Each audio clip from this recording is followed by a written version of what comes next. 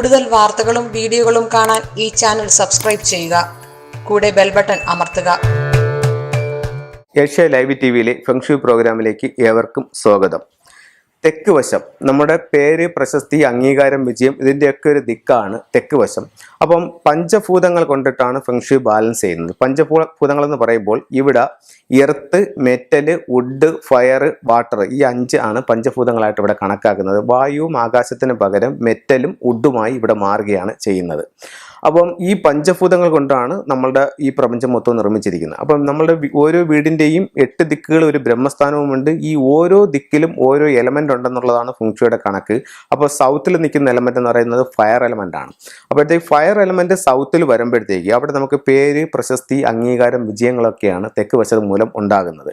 അപ്പോൾ ഇവിടെ ഫയർ ആണ് ഇവിടുത്തെ എലമെൻ്റ്. അപ്പോൾ യാതൊരു കാരണവശാലും ഈ ഭാഗത്ത് വെള്ളം വരുന്നത് നല്ലതല്ല. വെള്ളം വന്നു കഴിഞ്ഞാൽ ഉറപ്പായിട്ടും ഈ ഫയറിൻ്റെ സൗഭാഗ്യത്തെ ഈ ജലം കെടുത്തിക്കളയും. ഇപ്പം എനിക്ക് വളരെ അറിയാവുന്ന ഒരു ഇതുണ്ട്. അവർക്ക് നല്ല ബിസിനസ്സും കാര്യങ്ങളായിട്ടൊക്കെ നിൽക്കുകയായിരുന്നു. അവർക്ക് ഫർണിച്ചറിൻ്റെ ബിസിനസ് ഉണ്ടായിരുന്നു, ബേക്കറി ഉണ്ടായിരുന്നു, അത് കഴിഞ്ഞിട്ട് അക്വേറിയത്തിൻ്റെ പരിപാടി ഉണ്ടായിരുന്നു. അപ്പോൾ ഇവർ ഒരു പുതിയ അക്വേറിയം ഷോപ്പ് തുടങ്ങിയിട്ട് ഇവരുടെ സ്ഥാപനത്തിൻ്റെ തെക്ക് വശത്തെ ഭിത്തി മൊത്തം ഇവർ അവിടെ അക്വേറിയം വെച്ച് സെറ്റ് ചെയ്തിട്ട് അവിടെ സെയിൽസിനായിട്ടാണ് അത് വെച്ചിരിക്കുന്നത്.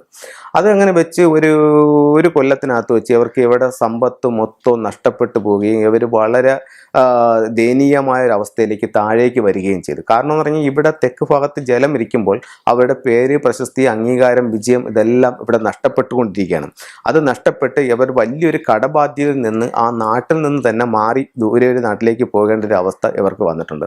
കാരണം അത്രയ്ക്ക് ഇവരെ സാമ്പത്തിക പ്രതിസന്ധിയിലേക്കായാലും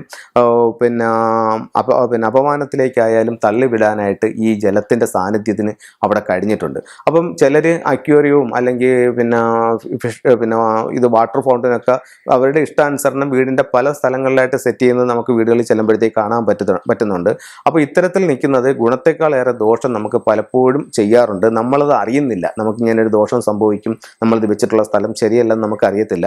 അപ്പോൾ അതുകൊണ്ട് യാതൊരു കാരണവശാലും തെക്ക് വശത്ത് അക്വേറിയമോ വാട്ടർ ഫൗണ്ടനോ വെക്കാൻ പാടില്ല. അത് നിങ്ങളുടെ പേരിനെയും പ്രശസ്തിയും അംഗീകാരത്തെയും ഒക്കെ അത് നശിപ്പിച്ച് കളയും.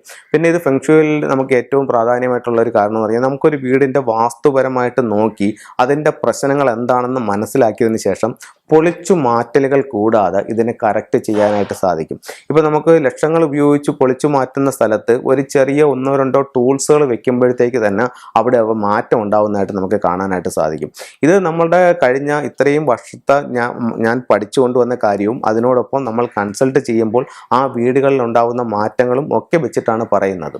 അപ്പം ഇത്തരത്തിലുള്ള അനുഭവങ്ങളുടെ വെളിച്ചത്തിലാണ് പറയുന്നത് തെക്ക് വശത്ത് യാതൊരു കാരണവശാലും വെള്ളം വരാൻ പാടില്ല. അപ്പോൾ അവിടെ അങ്ങനെ ആരെങ്കിലും അക്വേറിയമോ വാട്ടർ ഫൗണ്ടനോ വെച്ചിട്ടുണ്ടെങ്കിൽ അത് അവിടെ നിന്ന് മാറ്റുന്നത് വളരെ നല്ലതായിരിക്കും. തെക്ക് നമുക്ക് പേരിന് പ്രശസ്തി, അംഗീകാരത്തിൻ്റെയൊക്കെ ദിക്കാണ്. അവിടെ നമുക്ക് ഒരു ലിവിംഗ് റൂമിൽ സൗത്തിൽ ഒരു ഫീനിക്സ് ബേർഡിൻ്റെ ചിത്രം വയ്ക്കുന്നതും വിക്ടറി ഹോഴ്സിൻ്റെ ചിത്രം വയ്ക്കുന്നതൊക്കെ വളരെ നല്ലതായിരിക്കും. അപ്പോൾ ഇത്തരത്തിലുള്ള കാര്യങ്ങൾ നിങ്ങൾ ചെയ്തു നോക്കൂ. ജീവിതത്തിൽ ഒത്തിരി മാറ്റങ്ങൾ ഉണ്ടാവും. നിങ്ങൾക്ക് സ്വയം മനസ്സിലാക്കാനായിട്ട് സാധിക്കുന്നതാണ്. അപ്പോൾ എല്ലാവർക്കും എല്ലാ ഐശ്വര്യവും ഉണ്ടാവട്ടെ എന്ന് പ്രാർത്ഥിച്ചുകൊണ്ട് നിർത്തുന്നു.